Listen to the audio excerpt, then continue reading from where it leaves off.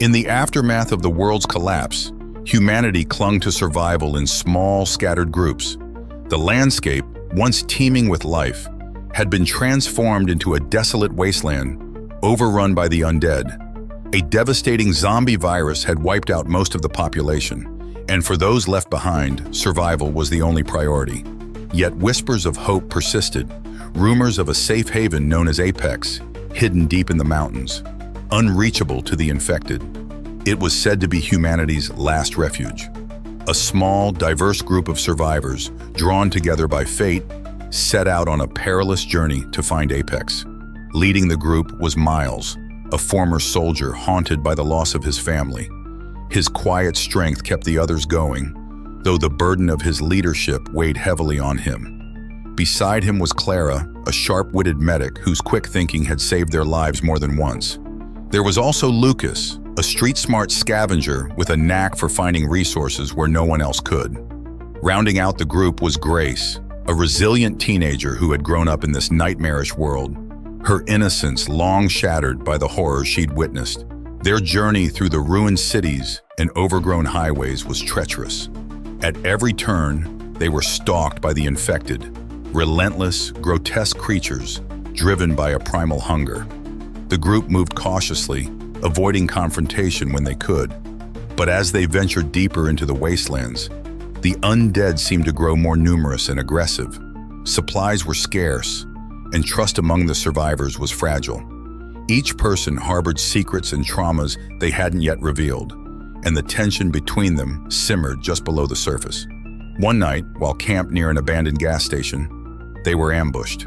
A horde of zombies descended upon them from the shadows.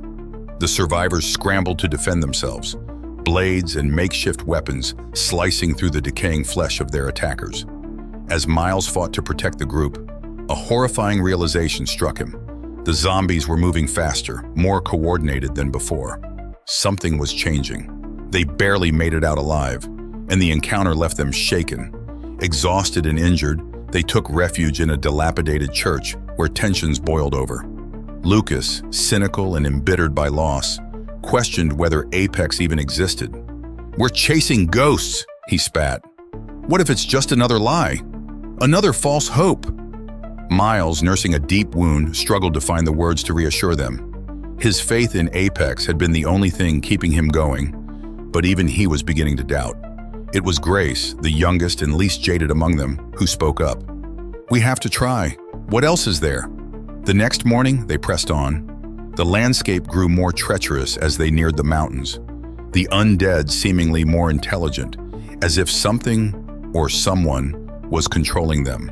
Along the way, they encountered other survivors, some friendly, others hostile, each with their own stories of horror and survival. But there was something else. Whispers of an organized group manipulating the infected, using them as weapons to control the remaining human population.